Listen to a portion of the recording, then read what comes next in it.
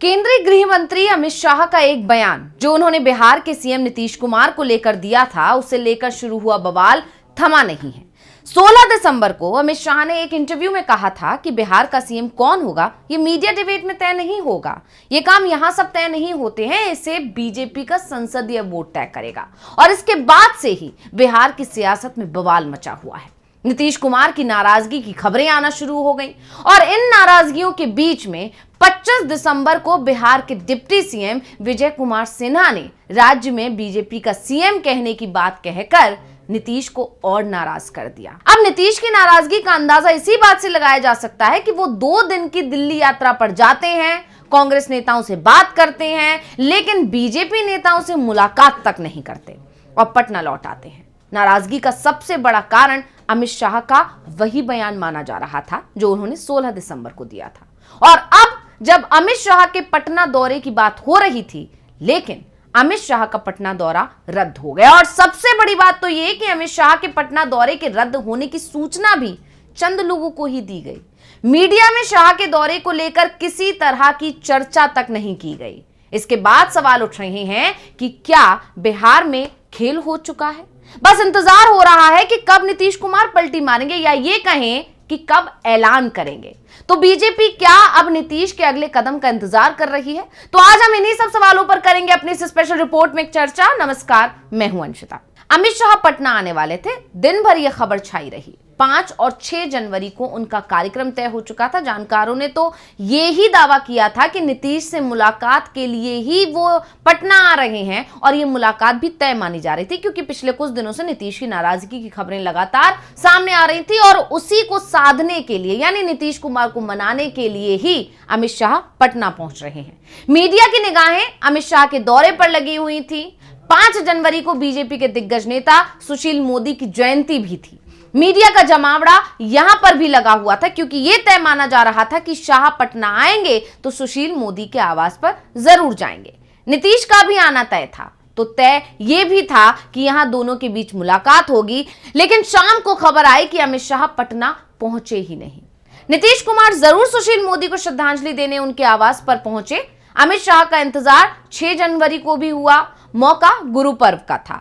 पटना साहिब में होने वाले कार्यक्रम में शाह के पहुंचने की बात लगातार कही जा रही थी, लेकिन शाह यहां भी नहीं पहुंचे। अमित शाह का दौरा रद्द होने के पीछे सबसे बड़ा कारण नीतीश कुमार की जिद को माना जा रहा है। कहा जा रहा है कि जेडीयू ने साफ कर दिया है कि नीतीश को अगर बीजेपी सीएम उम्मीदवार घोषित नहीं करती है तो वो अपनी राह अलग कर सकती है। शाह अगर पटना आते तो मीडिया के सवालों का सामना भी करना पड़ता, और सबसे बड़ा सवाल तो मीडिया की तरफ से यही किया जाता कि एनडीए की तरफ से सीएम उम्मीदवार कौन होगा। इसी सवाल से बचने के लिए शाह ने बिहार का दौरा ही रद्द कर दिया और इसके बाद अब कई बड़े सवाल खड़े हो गए हैं।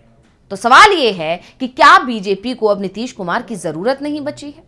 बिहार में विधानसभा चुनाव 10 महीने बाद होने आप सभी जानते हैं। हालांकि यह भी दावा किया जा रहा था पिछले दिनों तक कि समय से पहले वहां पर चुनाव कराए जा सकते हैं, लेकिन अब जिस तरह की हालात वहां पर बने हुए उन्हें देखकर लग रहा है कि अभी चुनाव को समय पर ही कराया जाएगा। खैर, बीजेपी के टारगेट पर इस बार बिहार का सीएम पद है। जिस तरह से महाराष्ट्र में उसने सीएम पद पर कब्जा जमाया है, वही अब नीति वो बिहार में भी अपनाना चाहता है। अमित शाह हो या विजय सिन्हा, दोनों ने ही साफ कर दिया है कि इस बार बीजेपी का ही सीएम होगा अगर सरकार एनडीए की बनती है।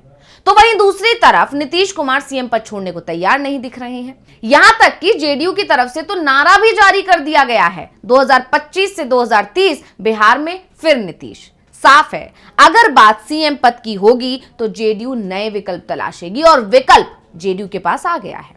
आप जानते ही हैं, लालू यादव ने साफ कह दिया है कि नीतीश कुमार अगर साथ आते हैं तो आ जाएं, काम करें।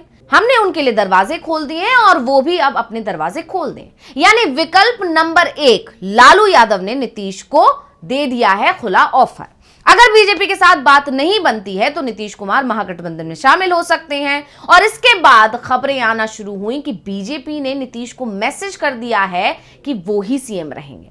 बिहार बीजेपी के नेता खुलकर बोलने लगे हैं कि नीतीश के नेतृत्व में चुनाव लड़ा जाएगा। जब बीजेपी की तरफ से बयानों की बौछार शुरू हो गई तो नीतीश ने भी मीडिया के सामने कह दिया कि लालू यादव क्या कह रहे हैं हम उस तरफ नहीं देख रहे। 2 बार गलती से उधर चले गए थे, अब वो गलती नहीं दोहराएंगे।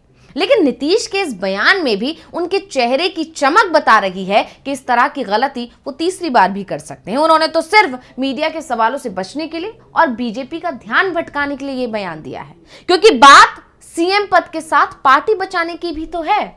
यह भी कहा जा रहा है कि इस समय बीजेपी की तरफ से जेडीयू के अंदर सेंधमारी की कोशिश फिर से तेज हो गई और संजय राउत ने तो बाकायदा बयान देकर इस तरह के दावे किए हैं कि लगभग 10 सांसद जो जेडीयू के हैं वो बीजेपी के संपर्क में हैं। बिल्कुल वैसी ही स्थितियां बीजेपी की तरफ से बनाई जा रही हैं जैसी 2022 में हुई थी। उस समय बीजेपी के टारगेट पर आरसीपी सिंह थे, तो इस बार ललन सिंह और संजय झा बीजेपी के टारगेट पर आ गए हैं। बीजेपी की तैयारी कितनी मजबूत है इसका खुलासा सबसे पहले संजय राउत, जो शिवसेना यूबीटी से सांसद हैं, उन्होंने कहा है कि जेडीयू के 10 सांसद बीजेपी के साथ जाने को पूरी तरह तैयार हैं। तो तेजस्वी यादव के करीबी और आरजेडी प्रवक्ता शक्ति सिंह यादव ने कहा कि अब यह संख्या 10 की जगह 12 हो गई है, यानी जेडीयू के सभी सांसद पाला बदल सकते हैं और इसीलिए इस समय नीतीश कुमार दबाव में दिखाई दे रहे हैं। अगर नीतीश कुमार ज्यादा समय तक बीजेपी के साथ रहते हैं तो फिर उनके लिए अपने विधायक बचाना भी मुश्किल है, यानी पहले सांसद जाएंगे तो हो सकता है पीछे पीछे विधायक भी चले जाएं। यानी बीजेपी की रणनीति खुलकर सबके सामने आ गई है। वैसे ऐसा कहा भी जाता है कि बीजेपी सबसे पहले अपने सहयोगियों को ही कमजोर करती है। वहीं अब विधानसभा चुनाव तक नीतीश कुमार सीएम रहेंगे, लेकिन चुनाव से पहले पूरी की पूरी जेडीयू का विलय बीजेपी में करा दिया जाएगा, ऐसे दावे किए जा रहे हैं और नीतीश कुमार अकेले रह जाएंगे और फिर उनके पास कोई विकल्प नहीं होगा। और इसी के चलते नीतीश ने मीडिया के सामने ये जरूर कह दिया कि 2 बार गलती हुई है, अब हम सही जगह पर हैं। लेकिन बीजेपी के साथ उनका टकराव अभी भी बना हुआ है। खास तौर पर अमित शाह के बयान को लेकर अभी भी जेडीयू की तरफ से बीजेपी हाईकमान से सफाई मांगी जा रही है। जेडीयू और बीजेपी अब आमने सामने हैं। नीतीश कुमार बीजेपी हाईकमान से सीएम पद को लेकर तस्वीर साफ करने को कह रहे हैं। जेडीयू ने तो साफ कर दिया है कि चुनाव नीतीश के नाम पर ही लड़ा जाएगा, बहुमत मिलेगा तो नीतीश ही सीएम होंगे। लेकिन बीजेपी हाईकमान ने अभी तक नीतीश के नाम पर मोहर नहीं लगाई है।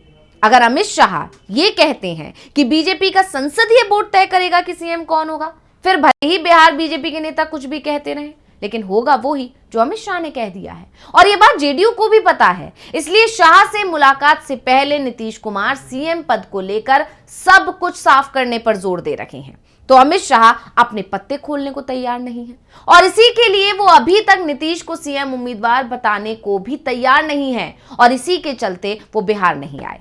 शाह का दौरा रद्द होने के बाद ये जेडीयू को साफ मैसेज दे दिया गया है कि नीतीश को लेकर बिहार बीजेपी के नेता क्या कह रहे हैं इसका कोई मतलब नहीं है, होना तो वो ही है जो बीजेपी हाईकमान तय कर चुका है।